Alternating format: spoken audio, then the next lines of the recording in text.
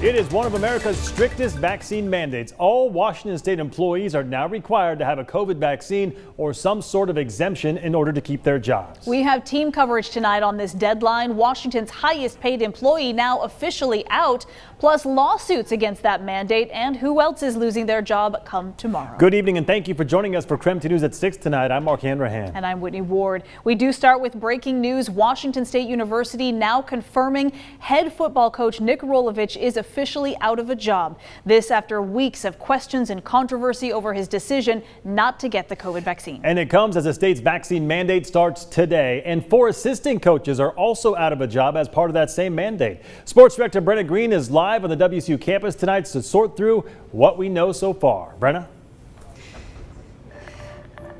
Yeah, WSU came out with a statement about 20 minutes ago saying that this is official. Rolovich is out. We were going to have a press conference with Pat Chun at 6:15.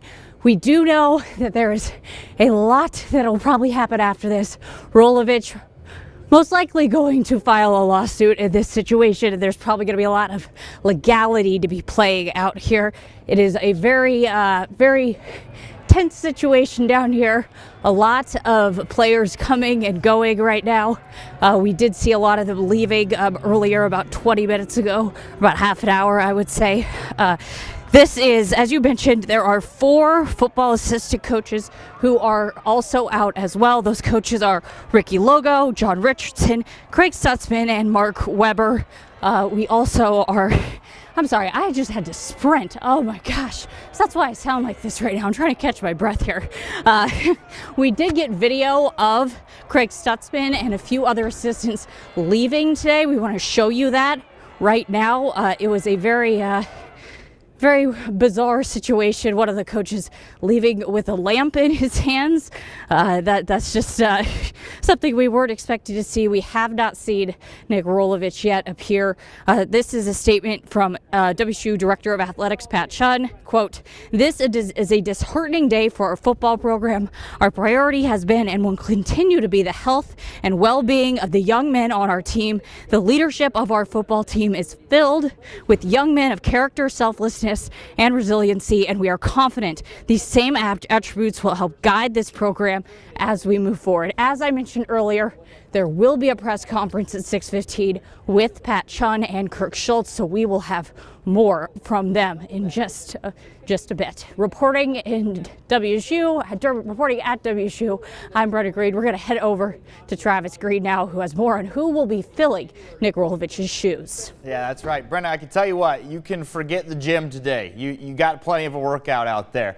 We know Rolovich is out. The question now, who will take over? Washington State announced it will be defensive coordinator Jake Dickert.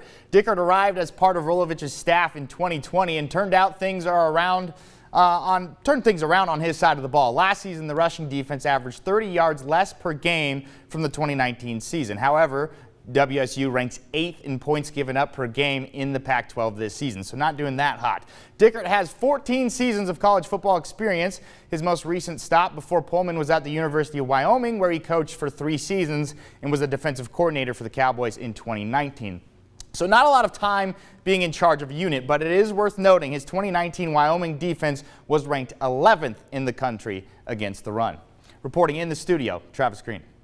Travis, thank you very much. Well, our team coverage continuing now with KREM 2's Ian Smay. He's been on campus all day today awaiting news about head coach Nick Rolovich. He's joining us now on campus with what folks are saying there. Ian?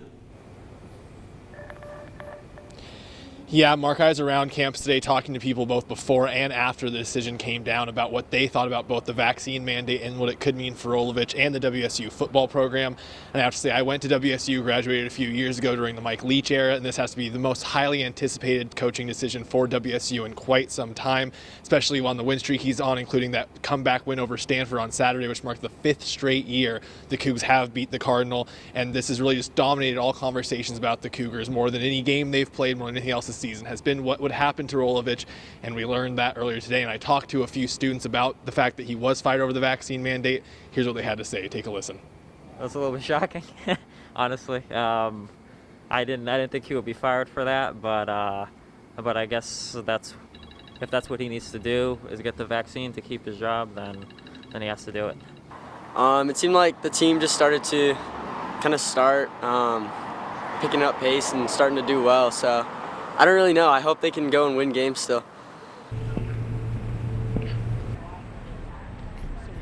Yet exactly what happened, other than the fact that he was fired due to the proclamation made by Governor Jay Inslee, but we don't know if his exemption was denied or if maybe it was approved and they denied giving him an accommodation that would result in him working without being vaccinated. If it was denied, he could have appealed that decision and went on leave while they were processing the appeal. And one thing that definitely had to happen is the university had to give him one last shot to get the vaccine, then he would have went on leave until he was fully vaccinated. But again, we don't know exactly the details of how this all went down. But one thing is for sure, this is not the last we'll hear about it, as this will continue to dominate the conversation in the coming days. And as Travis said a little bit ago, Rolovich's defensive coordinator, Jake Dickert, will assume interim head coaching duties. It is unclear if that is the long-term plan. I'm sure a WSU coaching search will have to take place.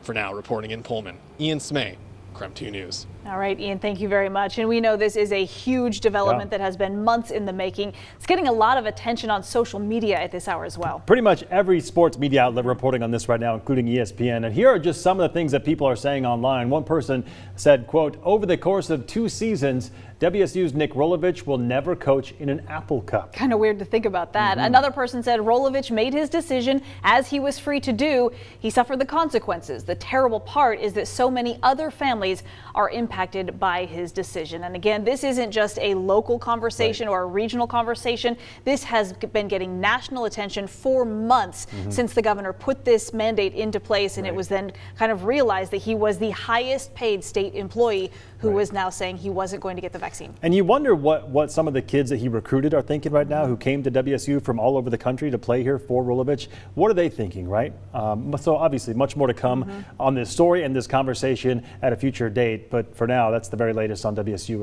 and head coach Nick Rolovich. Yes, and if you would like to learn more about the lengthy process that has led up to this decision between the coach, the university, and of course state officials, just text the word Rolo to 509-448-2000. We'll send that link right to your phone. Still to come tonight, though, the saga is not over. Dozens of firefighters here in the Spokane area will wake up unemployed. That's starting tomorrow because of this vaccine mandate, but they're fighting back. We've got more on a lawsuit coming up next.